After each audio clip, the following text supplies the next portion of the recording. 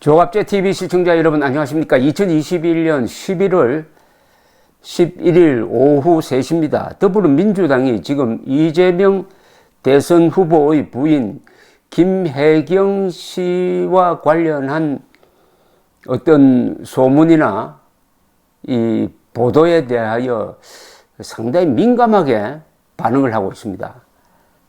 그렇게 하니까 오히려 이 사안에 대해서 더 관심을 증폭시키는 것이 아닌가 하는 생각이 들 정도입니다. 오늘 더불어민주당은 이재명 씨가 부인 김혜경 씨를 폭행했다는 허위 사실을 인터넷에 유포했다면서 네티즌 2명을 공직선거법 위반 혐의로 검찰에 고발했습니다. 또 그렇게 발표를 했습니다.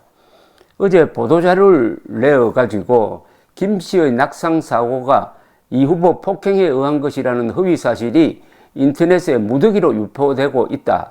아무런 근거 없는 의혹 제기이고 선거 방해를 위한 악의적 목적이다. 향후 추가 고발 등 관용 없는 강경 대응을 하겠다라고 경고를 했습니다. 지난 9일 이 후보는 부인이 낙상사고로 병원에 입원하면서 당일 예정했던 일정을 취소했습니다. 민주당은 어제 서울중앙지검에 제출한 고발장에서 이재명 후보의 배우자는 의식을 잃고 쓰러지면서 신체 일부를 바닥에 부딪혀 열상을 입어 응급실에서 진단과 치료를 받았고 성형외과로 이송하여 봉합수술을 한 뒤에 퇴원했다. 그럼에도 피고발인은 이 후보 배우자의 건강 상태가 이재명 후보에 의한 것이라는 무분별한 의혹을 제기하여 국민적 오해와 논란을 유발하고 있는 바 의혹 사실의 존재를 인정할 증거가 없는 한 허위사실 공표에 대한 책임을 져야 할 것이라고 했습니다. 이 민주당에 따르면 성명불상의 피고발인 A씨는 지난 9일 한 커뮤니티 사이트에 해경궁 CT 찍은 거 어디를 찍었는지 왜 거기를 찍었는지도 그렇고 이런 내용의 글을 게재를 했는데 이와 함께 B씨는 인터넷 커뮤니티에 이 후보가 망치를 들고 있는 사진 등을 활용하여 이 후보의 이미지를 악의적으로 왜곡하는 내용의 글을 게재함으로써 이 후보의 명예를 훼손한 혐의가 있다. 이렇게 고발장에서 주장을 했습니다. 민주당 고발장에서 또 각종 언론 매체를 통해 사실관계를 쉽게 확인 가능함에도 악의적으로 근거가 전혀 없는 의혹 제기를 공표한 사실을 고려할 때 피고발인은 공익을 위한 목적보다는 이 후보를 비방하기 위한 목적으로 위와 같은 내용을 게재했다고 봄이 상당하다. 근거가 전무한 허위 사실을 공표한 피고발인에 대한 조치를 취하지 않으면 해당 사안이 사실 무근으로 밝혀지더라도 제20대 대통령 선거의 신뢰성과 객관성이 훼손되면 물론 유권자들의 선택을 오도하는 중대한 결과가 야기되고 공익에 현저히 반하는 결과를 낳을 것이라는 고발 이유를 덧붙였습니다. 한편 국회 행정안전위원회 소속 더불어민주당 의원들이 이재명 대선 후보의 부인 김혜경 씨의 낙상사고와 관련하여 영상과 녹음자료, 119 이송 기록 등 관련 자료를 모두 공개하겠다고 밝혔습니다. 민주당 선거대책위원회에서 이 후보의 배우자 실장을 맡은 이혜식 의원은 11일 국회에서 기자들과 만나 페이스북을 통해 여러분께 보고드렸던 내용이 팩트라는 것을 뒷받침하기 위하여 관련된 일체의 자료를 확보하여 공개하겠다고 약속을 했습니다. 이 의원은 앞서 김혜경 씨가 9일 새벽 1시쯤 구토와 현기증, 일시적 의식 소멸에 따른 낙상으로 119 구급대에 의하여 분당 모 병원 응급실로 긴급 이송됐다고 알렸습니다. 의식을 잃고 쓰러지면서 신체 일부를 바닥에 부딪혀 열상을 입어 찢어졌다는 뜻입니다. 이 열상은 응급실에서 밤새 진단과 치료를 받았으며 9일 아침 성형외과에서 열상 부위 봉합수술 후 퇴원했다고 덧붙였습니다.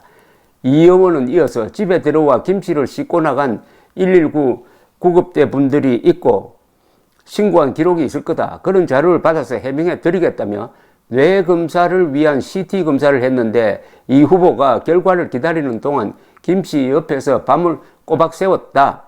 그런 과정이 기록된 CCTV를 다 공개하겠다고 했습니다. 이 의원은 진료 기록도 공개하느냐는 질문에 후보자 동의를 받아 공개하겠다며 사건 발생 경위를 알 수 있는 자료가 아직 전부 확보된 건 아닌데 자료 요청을 했다고 전했습니다. 이어서 관련 영상 자료 등은 개인의 신상과 관련된 것이기 때문에 후보의 허락이 있어야 한다면서 공개가 이 후보의 입장이라고 덧붙였습니다. 이 의원은 이어서 김 씨의 활동 재개는 시일이 좀 걸릴 것으로 예상했습니다. 지금 김 씨의 건강 상태는 괜찮다. 열상을 입었던 부위를 봉합했기 때문에 상처가 아물어야 하고 부기가 가라앉으려면 시간이 필요할 거라고 본다고 했습니다. 정확하게 예측은 못하겠지만 다음 주나 그 다음 주 정도에 활동할 수 있지 않을까 예상한다고 말했습니다.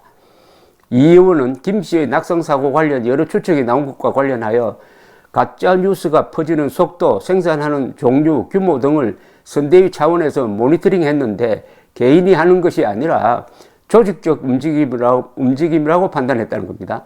국회 행정안전위원장 서영교 의원 역시 선거에 악영향을 미치는 가짜뉴스에 대해 엄단해 줄 것을 선관위와 경찰에 강력히 촉구한다며 노무현 전 대통령을 고통스럽게 했던 논두렁시계 같은 사건이 다시는 일어나지 않게 가짜뉴스를 엄단하겠다고 했습니다. 민주당은 전날 김씨 낙성사고에 대한 허위사실을 인터넷에 유포한 혐의로 네티즌 2명을 검찰에 고발했습니다. 과잉 반응이라는 느낌도 듭니다. 과잉 반응. 물론 다친 사람이 있는데 그걸 기화로 해가지고 의도적으로 거짓 또는 추측성 정보를 퍼뜨리는 것은 안 되겠죠. 그러나 당연히 일어날 수 있는 의문 그리고 궁금증 이런 것까지도 고발 대상에 넣어버리면 그것은 언론 자유를 넘어서 이 선거의 자유에도 좋지 않은 영향을 준다고 봅니다. 왜냐하면 이재명 후보는 공인입니다. 퍼블릭 피거라고 그러죠. 부인도 당연히 공인입니다. 퍼블릭 피거에 대해서는 기본적으로 사생활이라고 해가지고 우리의 문제는 전혀 보도해서는 안 된다 이런 원칙이 적용되지 않고 공인으로 취급을 하니까 이런 다치는 문제에 대해서도 당연히 보도할 그리고 알 권리가 일종의 있습니다. 알 권리. 이런 알 권리를 충분히 자료를 통해서 CCTV를 공개한다니까 CCTV나 진료 기록을 통해서 공개를 하면은 이런 터무니없는 주장이나 가짜 뉴스가 확산되지 않겠죠. 그런데 경고하고 고발부터 하니까 또 이게 사람들의 호기심을 자극하는 면이 있다고 생각합니다. 이런 문제에 대해서는 대부분의 확립된 판례가 있습니다. 그것은 공직의 크기가 클수록, 즉 대통령에 대해서는 아주 폭넓은 언론 자유, 비판의 자유, 그리고 의혹을 제기할 자유가 보장되어야 한다라고 딱 명시되어 있습니다. 심지어 우리 문재인 정부 때는 문재인 대통령을 공산주의자라든지 간첩이라고 부른 행위에 대해서도 무죄를 선고한 바가 있다는 걸 더불어민주당이 모르지는 않을 텐데 해명보다 고발을 너무 서두르는 것 아니냐 하는 생각이 듭니다. 감사합니다.